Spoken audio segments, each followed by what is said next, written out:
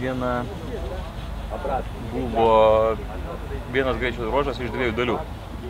Ir tame tarpe buvo pervažiavimas.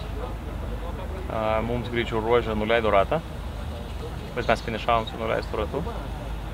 Ir tik sustoję už greičio ruožo, išlipę iš mūsų automobilio, pamatėme, kad variklis sustoja ir užvirė degalai.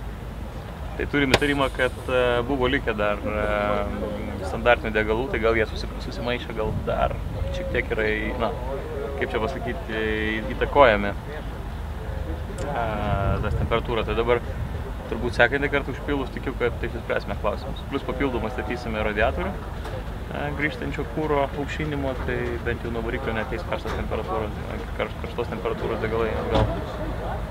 Dakare vidutiniškai su Oskaru mes sunaudojam turbūt apie kokius 350 litrų degalų kiekvieną dieną. Oskaras.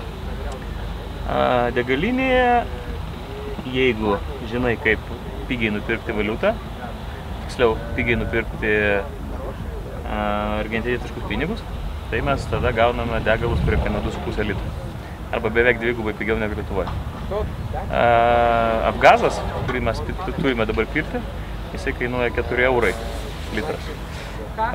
4 eurai tai yra turbūt kokių gal apie 13 litrų. Tai va, įsivaizduokit, 13 litrų padaugini iš 350 ir tada padaugini iš 2 savaičių.